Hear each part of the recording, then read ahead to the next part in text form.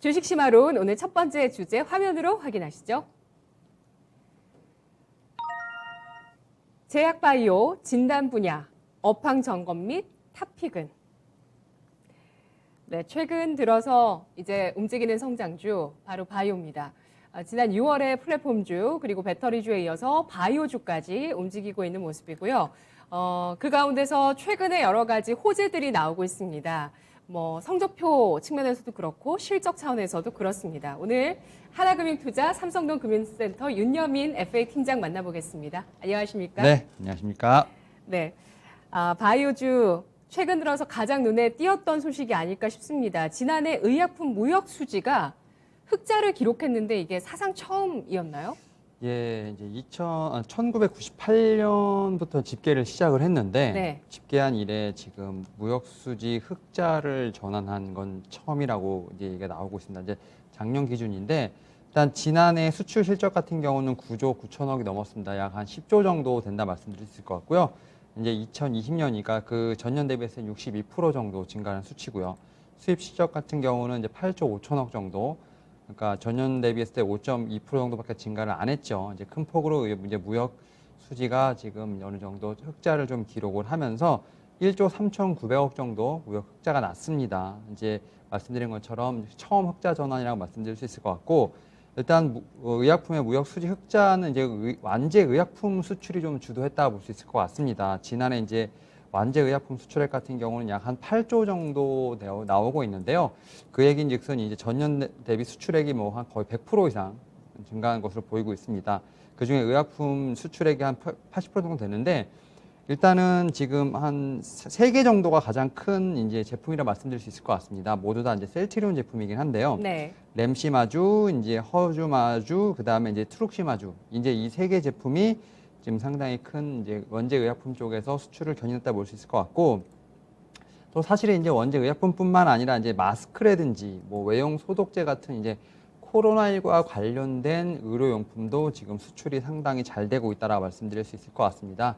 이러한 부분을 통해서 지난해 의약품 생산 실적 같은 경우는 24조 5천억 정도를 기록을 하면서 전년 대비 한 10% 정도 증가를 했기 때문에 최근에 지금 생산 실적 같은 경우는 연평균 성장률이 지금 6.9% 정도 되기 때문에 국내 제조업 이제 총 생산이 1.1% 정도 되니까 거의 6배 이상 이제 많은 수치로 생산이 되고 있다 말씀드릴 수 있을 것 같습니다. 이제 의약품 생산 실적 1조 원 이상의 업체가 이제 셀트리온 한미약품이기 때문에 이 업체들 같은 경우 어떻게 보면 원재 의약품 수출뿐만 아니라 생산 능력까지도 지금 이끌고 있는 상황이라 말씀드릴 수 있을 것 같습니다.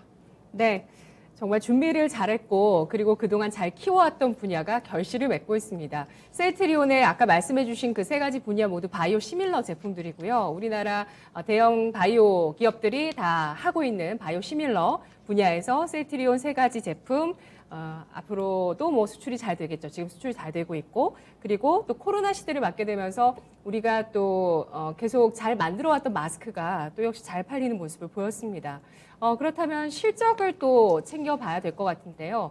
2분기 실적이 예상보다 좋은 기업들이 각 산업에 다 있지만 바이오도 역시 마찬가지로 어닝 서프라이즈 기업들이 있었습니다. 어떤 종목일까요? 일단은 말씀하셨던 것처럼 이제 2분기 어닝 시즌이 좀 이제 개막을 했고, 그다음에 국내 제약바이오 업체들의 지금 실적이 나오고 있는데, 사실 글로벌 백신과 관련된 위탁 생산 CMO들의 매출이 상당히 좀 좋다 말씀드릴 수 있을 것 같고, 이제 진단 키트라든지 치료제 수출도 지금 이어지면서 전반적으로 지금 업체들의 성장세가 지금 성장세가 확인된다라고 말씀드릴 수 있을 것 같습니다. 특히 이제 대장이라고 볼 수 있는 삼성바이오로직스 같은 경우는 2분기에 지금 시장의 예상치를 뛰어넘는 어닝 서프라이즈를 좀 기록을 했는데, 2분기 연결 재무제표 기준으로 했을 때 영업이익이 지금 1,600억 이상이 좀 나왔습니다. 전년 동기 대비 105% 이상 증가하는 좀 모습을 좀 보여줬고요. 지금 매출액 같은 경우는 4,100억을 기록을 하면서 지금 역대 분기 최대 실적을 좀 기록을 했습니다. 그리고 일단은 삼성바이오로직스 같은 경우는 코로나19 지금 치료제와 백신이 다 연관이 되어 있죠. 특히 이제 다국적 제약사죠. GSK라든지 일리알리 같은 이제 코로나19 치료제 지금 위탁 생산 계약이 되어 있는 상황이고요. 특히 이제 5월에 지금 모더나와 지금 코로나19 백신 DP 계약이 체결되는 부분이 있는데 3분기부터 지금 생산이 들어간다고 합니다. 그래서 삼성바이오로직스 같은 경우는 하반기에도 지금 매출에 대한 부분 좀 기대해 볼 수 있지 않을까 말씀드려 보도록 하겠고, 또 대웅제약이 사실 조금 이제 좀 이슈가 좀 많았죠. 지금 보톨리노 톡신 인체제의 어떤 나보타의 매출이 지금 어닝 서프라이즈를 기록을 하면서 지금 전문의약품 쪽에서 상당히 좀 최대 매출이 좀 나왔습니다. 그래서 지금 매출 같은 경우 전년 동기 대비 14% 좀 증가를 했고요. 뭐 영업이익 같은 경우도 이제 187억을 좀 기록하는 모습을 좀 보여줬다 말씀드릴 수 있을 것 같습니다. 여기에 뭐 또 다른 이제 거대 제약사죠. 한미약품 같은 경우도 코로나19로 좀 타격을 받았던 북경 한미약품이 좀 실적을 회복을 하면서 2분기 실적이 좀 회복됐다 말씀드릴 수 있을 것 같은데 뭐 전체적으로 지금 글로벌 빅파마뿐만 아니라 지금 우리나라에서도 지금 큰 제약바이오 회사들 같은 경우는 실적이 좀 좋게 나오고 있다라고 말씀드릴 수 있을 것 같습니다. 네. 글로벌 1위 규모의 또 CMO 생산 능력을 갖추고 있고 또 글로벌적으로 신뢰를 받고 있는 그 제조 능력이 2분기 서프라이즈, 어닝 서프라이즈를 이끌었습니다. 그리고 또 뭐 미용 쪽의 보톡스 역시도 정말 수요가 높구나 이런 것들을 실적을 통해서 확인할 수가 있는 것 같아요. 대기업들도 바이오나 제약 사업에 대해서 눈독을 들이고 있잖아요. M&A 요즘 어떤 추이가 나오고 있나요? 그러니까 일단은 지금 이제 코로나19 관련돼서 사실은 이제 좀 헬스케어에 대한 관심이 좀 니즈가 좀 많이 커진 것 같아요. 이제 코로나19를 통해서 사실은 이제 어떤 건강에 대한 부분들, 뭐 생명에 대한 부분들에 대한 관심도 상당히 커졌다 말씀드릴 수 있을 것 같고, 사실 이제 제약바이오 같은 경우는 이제 꿈을 먹고 사는 뭐 어떤 산업군이라고 하잖아요. 그래서 이제 뭐 원래는 이제 그런 분야에서 지금 이제 고령화 단계에 있는 부분들, 사실 코로나19는 어떻게 보면 변수라고 말씀드릴 수 있을 것 같고, 고령화에 대한 부분들, 건강 관리에 대한 부분들은 예전부터 관심이 꾸준히 있었습니다. 이에 따라서 좀 인류의 삶에 좀 필수 불가결한 어떤 분야, 어떤 기술로 꼽히고 있는 부분이 있기 때문에 사실은 여기 코로나19가 좀 어떻게 보면 새로 변수가 나오면서 시장에 대한 관심이 더 커졌다 말씀드릴 수 있을 것 같고, 글로벌 바이오 시장 같은 경우 이제 2019년 기준으로 약 우리나라 돈으로 이제 한 500조 원 정도 됐었는데 2024년, 그러니까 2019년 대비 5년 후인 2024년 같은 경우는 740조 정도, 한 반 정도, 한 50% 정도 좀 성장하지 않을까 좀 생각을 하고 있다 보고 있고요. 특히 이제 이러한 상황에서 지금 대기업군들이 이제 제약바이오 섹터에서 어떻게 보면 새로 임상을 하거나 어떤 새로 회사를 건립을 하기보다는 기존에 있는 바이오 기업들, 스타트업을 좀 인수를 해서 단숨에 좀 점유율을 끌어올리는 게 효율적이다라는 판단을 하는 것 같습니다. 네. 이에 따라서 최근에 여러 가지 좀 M&A 관련된 부분들이 있는데, 일단 뭐 CJ 제일제당 같은 경우는 첫 랩을 이제 938억에 이제 투자를 해서 관련된 이제 지분을 44% 정도 확보를 했습니다. 뭐 네. 장내 미생물 검사라든지 면역 항암제 관련된 사업을 단양하고 있는 첫 랩을 좀 인수를 했고요. 그 다음에 사실 이제 휴젤 같은 경우는 M&A 거의 지금 태풍의 눈이 아닐까 싶어요. 아직까지 새로운 주인이 나타나진 않았지만 휴젤 같은 경우는 좀 새로운 주인을 기다리고 있다 말씀드릴 수 있을 것 같고, 특히 이제 뭐 바이오 계열사가 없는 롯데 지주 같은 경우도 M&A라든지 조인트 벤처를 좀 시탐탐 노리고 있다라 말씀드릴 수 있을 것 같습니다. 그리고 일단 뭐 전혀 관계가 없는 회사긴 하지만 통신 회사 KT죠. KT 같은 경우는 뭐 전자약 개발 회사랑 지금 손잡고 전자약 개발 회사에 좀 사업을 좀 나눈 부분도 있고, 또 네. 이제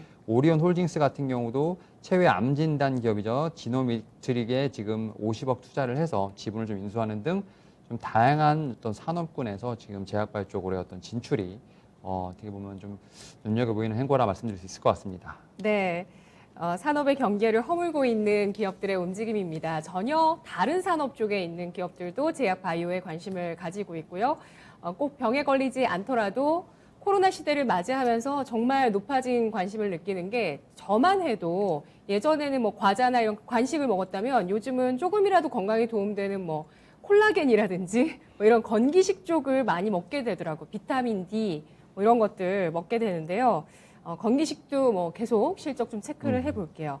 제약 바이오 섹터 내에서 눈여겨보시는 분야가 있으실까요?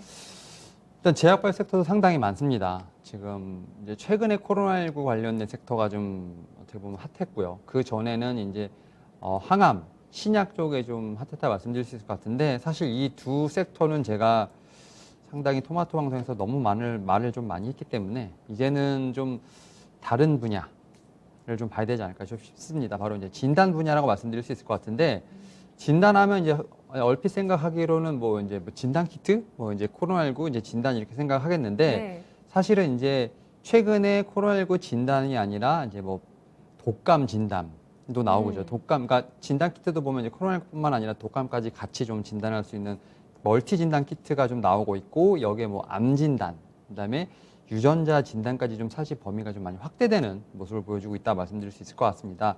이미 이제 미국과 영국 같은 이제 해외에서는 몇 년 전부터 유전자 데이터 분석 사업을 좀 시행을 하고 있는데 이게 뭐 개놈 프로젝트가 아닌가 좀 싶어요. 그래서 미국 같은 경우는 2016년부터 뭐 2년간 지금 프로젝트를 시행을 했고 23만 명의 데이터를 확보를 했습니다. 지금 100만 명까지 지금 한 4배 정도 이상의 데이터군을 좀 확보하려고 하고 있고 영국 같은 경우도 이제 희귀 질환자를 중심으로 해서 좀 데이터를 좀 구하고 있습니다. 특히 이제 우리나라 같은 경우도 작년에 국가 바이오 빅데이터 구축 사업이라고 하죠. 이른바 KDNA 사업을 좀 런칭을 했고 아직까지 네. 좀 사업이 좀 실행되진 않았지만 이런 부분을 통해서 지금 우리나라도 유전자 데이터 쪽에 어떤 진단 쪽 관련된 부분에 좀 사업을 활성화하려는 부분이 있기 때문에 이런 분야는 앞으로 제약바이오 쪽에서 좀 상당히 좀 눈여겨볼 만한 좀 섹터가 아닌가 생각이 들고 있습니다. 네.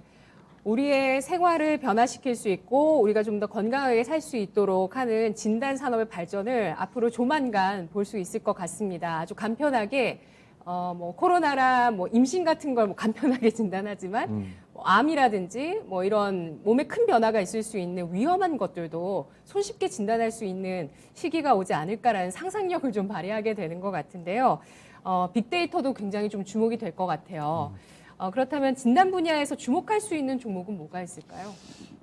사실은 이제 좀 종목들이 사실 이렇게 눈에 막 들어오는 종목들은 없어요. 사실은 이제 근데 이제 제가 좀 보다 보니까 좀 우리나라에서 좀 있는 종목이긴 한데 이제 퓨처캠이라는 종목인데요. 네. 지금 전 세계 방사성 의약품 회사 중에서 가장 많은 파이프라인을 좀 보유하고 있습니다. 그리고 사실은 좀 파이프라인의 종류도 상당히 다양한 것 같아요. 뭐 전립선암 치료제부터 시작해서 알츠하이머 쪽도 좀 있고요. 그다음에 뭐 방사선 의약품을 좀 제조를 하고 뭐 직접 설비까지 가지고 있는 등 좀 다양한 어떤 좀 파이프라인뿐만 아니라 다양한 좀 사업 구조를 가지고 있다 말씀드릴 수 있을 것 같습니다. 방사성 의약품이란 게 뭘까요?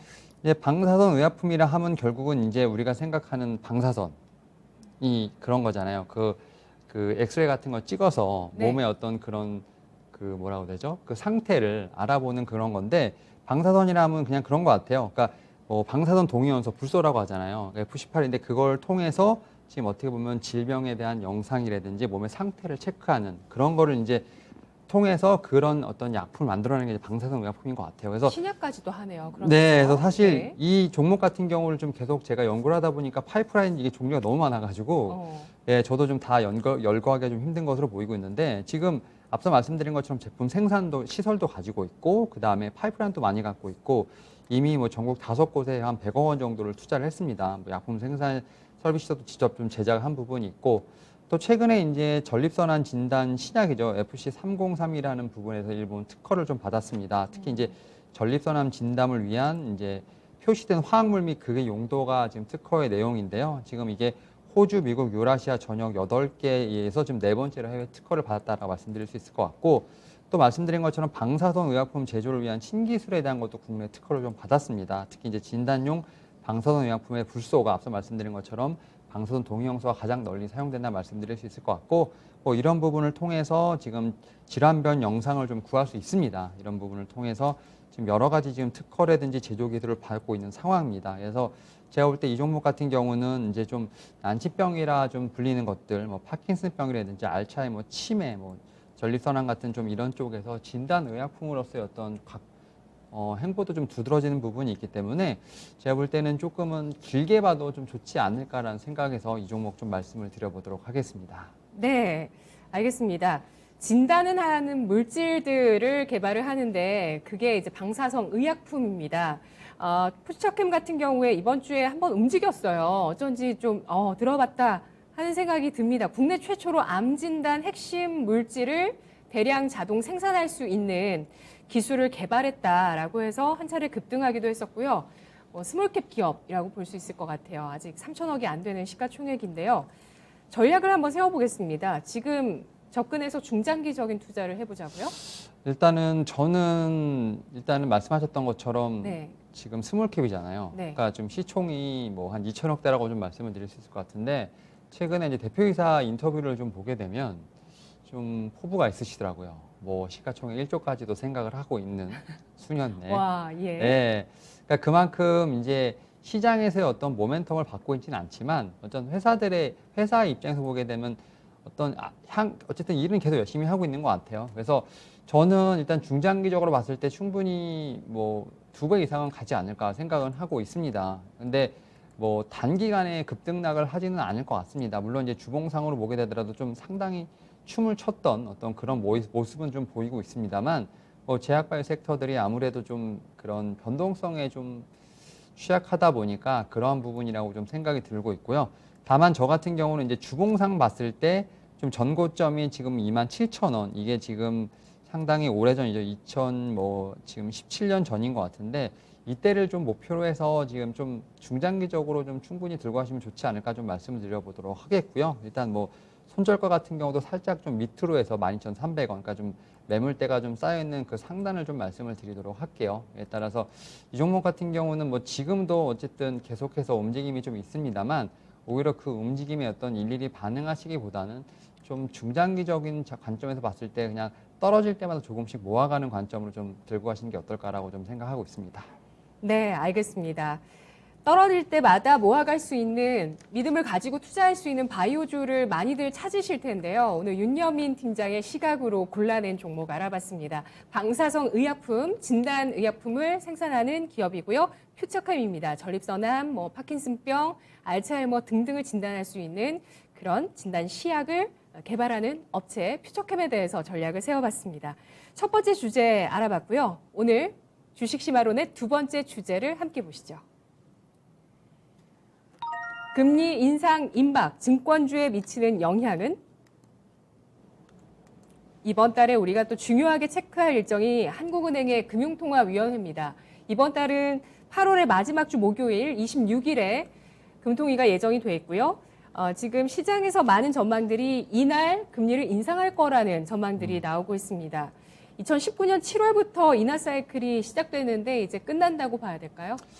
예, 일단은 지금 우리나라 입장에서 봤을 때는 이제 뭐 미국과 달리 좀 테이퍼링 이런 게 아니라 바로 그냥 금리 인상을 좀 할 것으로 보이고 있습니다. 그리고 지금 한국은행뿐만 아니라 기획재정부에서도 몇 차례 연내 기준금리를 인상을 하겠다라고 지금 강하게 의지 표현을 하고 있기 때문에 기준금리 인하 사이클의 종료가 사실은 거의 임박하지 않았나 좀 생각을 하고 있습니다. 근데 이제 금융업, 특히 이제 증권업 같은 경우는 유동성이 확대될 때 좀 유리한 사업 구조를 좀 가지고 있다 말씀드릴 수 있을 것 같고, 그게 아무래도 이제 작년부터 시작해서 올 상반기까지가 좀 되지 않았나 싶습니다. 이제 금리 인상, 그러니까 이제 기준금리를 인상한다는 게 한 번 인상하는 게 아니고 여러 번 인상하기 때문에 보통 금리 인상기라고 하거든요. 금리 인상기인데 금리 인상기에는 사실은 조금은 처음에는 좀 조정을 많이 받았던 것 같아요. 미국의 선례도 그렇고 우리나라도 보게 되면 금리를 인상한다는 것 자체는 그만큼 경기가 다시 제자리로 돌아왔다는 얘기이기 때문에 처음에는 일단 약간의 좀 조정이라든지 좀 하락은 있을 수 있겠지만 결국은 실물 경기가 살아나고 있다는 또 반증일 수도 있다라고 볼 수 있을 것 같거든요. 다만 이제 기준금리가 좀 인상이 된다고 한다면 좀 증권업 같은 경우는 그 업종 자체 내에서의 어떤 대세 상승은 살짝 좀 제한적이지 않을까 좀 생각을 하고 있습니다. 또 여기다가 지금 기업들의 실적이 지금 계속 발표가 되고는 있는데 일단 올해까지는 상당히 좋다라고 보이는 이제 시각들이 많지만 네. 내년에 어떻게 되는지에 대한 사실 퀘스천 마크는 계속 붙고 있고요. 그런 부분이 좀 증권업에서도 약간 같이 따라오는 것 같아요. 그러니까 증권업도 내년부터 어떻게 보면 이익 감소가 좀 되지 않을까? 약간 이런 부분들, 이런 상황에서 통화 정책마저 좀 완화된 통화 정책에 좀 약간 제한이 된다면 조금 부담이 되지 않을까라는 좀 생각을 하고 있습니다. 하지만 뭐 우리나라 같은 경우는 증권업이라든지 뭐 금융업, 보험업 같은 경우는 여전히 저평가를 갖고 있는 부분이 있기 때문에 네. 그래도 여전히 상승 여력은 남아 있다라고 좀 생각을 하고 있습니다. 네, 알겠습니다. 증권 업종 지난 5월에 고점을 형성했습니다. 지수가 고점을 경신하는 때에 증권주가 좀 부진했다는 인상을 많이 받으실 텐데요. 어쨌든 5월 10일에 고점을 한번 형성을 하고 나서 증권주는 이제 올해 이렇게 쭉 좋아도 내년에는 그러면은 실적 감소기에 접어들 수 있다는 점에 대해서 부담을 갖고 있는데요. 금리 인하의 수혜주가 바로 증권주입니다. 금리 인상이 증권주의 악재가 되는 이유를 말씀해 주시죠. 일단 뭐 가장 크게 앞서 말씀드린 것처럼 유동성의 어떤 장세가 어떻게 보면 이제 증권업에서 가장 큰 수혜인데 결국은 이제 거래 대금이 좀 감소가 되는 좀 부담 요인이 되지 않을까 좀 생각을 하고 있습니다. 그리고 부동산의 하방 압력을 좀 가중시키는 게 좀 두 번째 이유가 아닐까 싶은데 사실 거래 대금 같은 경우는 이제 브로커리지 수수료로 나오고 있는데 여기에 뭐 이제 신용 공여라든지 뭐 트레이딩 관련된 부분들 특히 이제 부동산 같은 경우는 IB 쪽에서 지금 연관이 되어 있는 부분이 있기 때문에 모든 사업 분야, 증권업에서는 모든 사업 분야에 좀 약간 좋지 않은 영향을 미칠 수 있지 않을까 좀 생각을 하고 있는데 네. 일단 뭐 거래대금 같은 경우는 이미 기준금리 인상을 좀 반영하는 듯한 모습이 좀 나오고 있습니다. 특히 뭐 채권 시장에서도 이미 기준금리 인상을 어느 정도 지금 기정사실화하는 모습을 좀 보여주고 있는 부분이 있기 때문에 제가 볼 때는 충분히 이런 부분에서 좀 이미 좀 반영이 되고 있지 않나 좀 생각을 하고 있고 특히 이제 3분기를 기점으로 해서 좀 거래 대금이 확실히 좀 감소가 나타나지 않을까라는 좀 예측도 상당히 많이 나오고 있는 상황이라 말씀드릴 수 있을 것 같습니다. 여기다가 이제 위탁매매 수수료율을 좀 지지해오던 해외 주식 수수료들도 좀 상당히 하락세를 좀 보이고 있는 부분들, 좀 해외 주식도 좀 조금 이제 지금 하락세가 좀 나오고 있는 부분이 있기 때문에 증권사들끼리 경쟁을 해서 그런가요? 뭐 그런 것도 있겠지만 지금은 제가 볼 때는 해외 주식 자체도 약간 열기가 좀 식지 않았나 좀 생각이 들고 있습니다. 이에 네. 따라서 브로커리지 입장에서 봤을 때 국내 주식뿐만 아니라 해외 주식에 대한 어떤 이중고가 좀 작용할 것으로 보이고 있다는 부분들 그런 부분에서 말씀하셨던 것처럼 좀 상당히 경쟁이 치열해지는 것도 있죠. 뭐 제설 깎아먹기도 있다 보니까 좀 이런 부분을 통해서 증권업에 사실은 조금 악재가 되지 않을까 좀 생각을 하고 있습니다. 네, 알겠습니다. 브로커리지의 그 영향력을 받을 수 있는 금리 인상의 영향력들 확인을 해봤고요. 또 부동산 자체가 금리 인상에는 가장 또 직격탄을 받는 분야라는 점에서 증권업의 IB 부문이 또 둔화될 수 있다는 점도 확인했습니다. 금리 인상이 국내 증시에 미치는 영향도 알아볼게요. 어떨까요?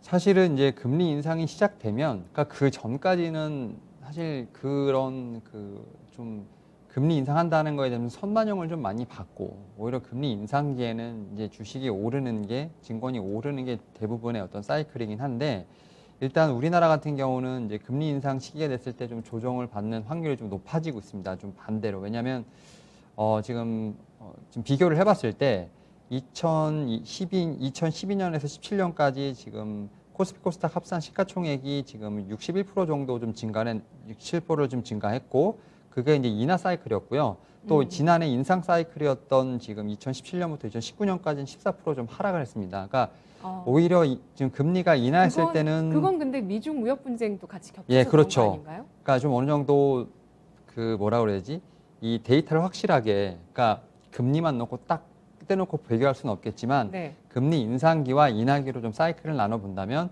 그래도 좀 차이가 좀 많이 난다는 점에서 근데 제가 앞서 말씀드린 것처럼 미국 같은 경우는 오히려 금리 인상기에 어떻게 보면 주가가 훨씬 더 많이 갔기 때문에 네. 사실은 이게 좀 직접적인 비교라고 좀 하긴 좀 힘들지 않을까 좀 싶은데 그럼에도 불구하고 어쨌든 금리 인상된다고 자체는 조금은 증시에 부담이 있다라고 좀 판단을 하는 것 같습니다. 여기에 또 이제 신용에 대한 부분도 좀 어느 정도 좀 부담이 되지 않을까 좀 싶습니다. 이제 네. 증시 하락이 신용 이제 잔고 감소도 이어지는 부분들. 사실 신용도 상당히 어떻게 보면 주식시장에 상당히 중요한 부분이라 말씀드릴 수 있을 것 같은데 이제 금리가 인상된다면 결국 이제 신용을 쓸 때도 이제 그 이자가 좀 많이 나간다는 부분들, 뭐 그런 부분들 어느 정도 좀 이자 손익이 좀 하락하는 걸 의미하지 않나 좀 생각이 들고 있고요. 또 이제 뭐 주식이라든지 뭐 채권 ELS 운용 뭐 이런 부분에서 좀 운용 손익 같은 경우 좀 증시가 오를 때 좀 같이 오르는 부분이 있고 채권 운용 수익 같은 경우 금리가 하락할 때 유리한 부분이 있기 때문에 기준금리 상승 같은 경우 사실 좀 불리한 요소가 좀 맞다라고 볼 수 있을 것 같습니다. 근데 다만 ELS 같은 경우 운용 손익이 좀 크게 축소되었기 때문에 큰 영향은 없을 것으로 보이고 있습니다만 부동산 관련 손익은 좀 하락할 개연성이 좀 높기 때문에 금리 상승에서 좀 부동산의 어떤 하방 압력도 좀 어느 정도 있다라고 볼 수 있을 것 같습니다. 이에 따라서 뭐 주식에 관련된 트레이딩뿐만 아니라 어떤 상품이라든지 뭐 이런 운영 수익과 관련된 부분에 전체적으로 봤을 때는 좀 금리 인상이 좀 사실 좋은 어떤 호재는 아니다라고 좀 말씀을 드릴 수 있을 것 같습니다. 네. 부동산 가격의 하방 압력이 국내 증시에 부정적인 영향을 줄 수 있다는 말씀은 전반적인 자산 투자에 대해서 심리가 둔화될 수 있다는 네. 말씀이신 거죠? 네, 맞습니다. 그러니까 네. 증시와 마찬가지로 이제 부동산도 좀 금리 영향을 좀 많이 받을 것 같아요. 왜냐하면 이제 부동산을 뭐 사실은 100% 본인 자금으로 사는 분들이 거의 없기 때문에 이런 부분에서 좀 금리 인상을 하게 된다면 조금은 한 번쯤은 생각해보지 않을까 좀 생각하고 있어요. 1번이죠. 뭐 부동산 시장은 바로 영향이 네. 있긴 하겠죠. 그래서 이제 부동산 네. 가격의 어떤 하방 압력이 좀 세지지 않을까 싶고 예. 이런 부분들이 좀 트레이딩 어떻게 보면 이제 증권사에서는 PF부터 시작해서 여러 가지 좀 대출 상품들이 있을 텐데 여기에도 좀 영향을 끼치지 않을까 좀 생각을 하고 있습니다. 물론 네. 이제 진행 뭐 지금 PF 대출 같은 경우는 이제 기준금리 급등 시 미분양 증가 우려가 있기 때문에 사실은 직접적인 부담 요인이 있다라고 말씀드릴 수 있을 것 같아요. 그리고 근데 이제 약간 부동산 시장의 압박이 있음에도 그래도 조금 증시보다는 좀 덜하지 않을까 또 이렇게 생각하는 이유 중에 하나는 뭐냐면 사실은 공급 부족이 상당히 오래됐어요.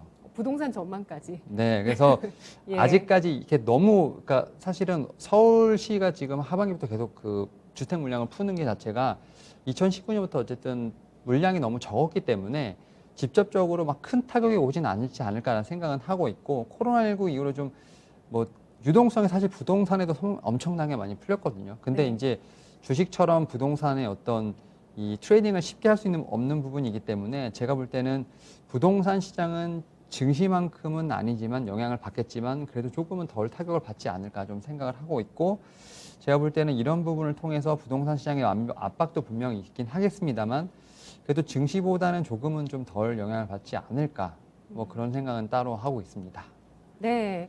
개인적으로 늘 지나가던 그 서대문구의 미근동에 아주 오래된 주상복합 작은 예전엔 그게 되게 컸던 거였대요. 그것도 헐리고 공공주택으로 공급을 한다고 하더라고요.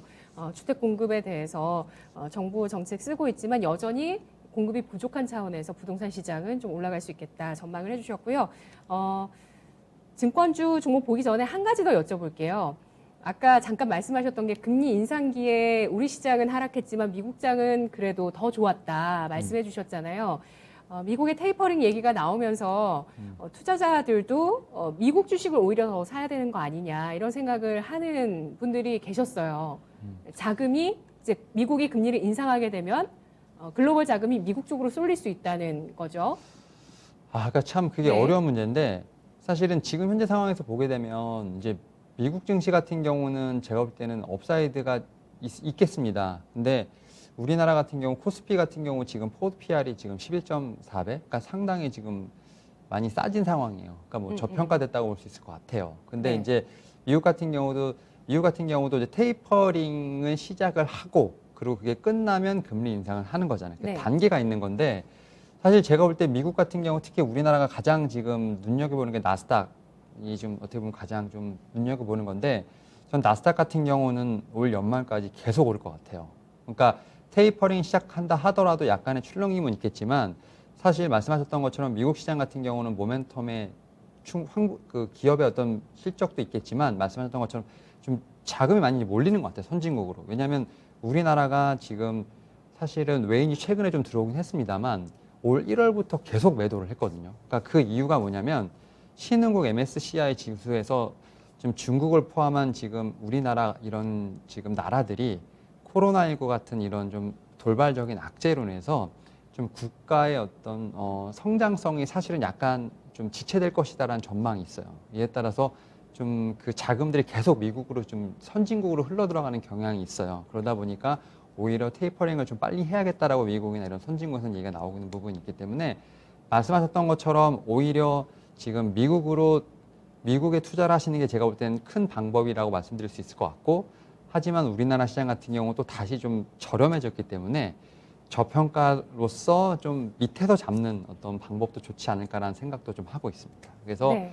사실은 취향의 차이긴 하겠습니다만 확실하게 한다면 제가 볼 때 미국 지수가 더 확실할 것 같고 우리나라 같은 경우는 따라는 가겠으나 아직은 조금 미국처럼 확실하게 따라갈 수는 없을 거라 말씀드릴 수 있을 것 같습니다. 네, 금리에 따른 그 트레이드 자금의 이동이 어떻게 될 건지가 일단 1차적으로 궁금했고요. 그런 차원에서 우리가 먼저 금리를 인상하게 된다면 외국인 투자자들이 우리 시장에 대해서는 매수를 할까요? 매도를 할까요?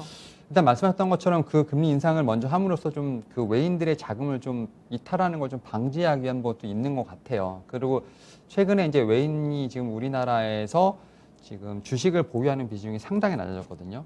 32.8% 정도라고 하는데 미중 무역 때 33%였으니까 그때보다 더 떨어졌어요.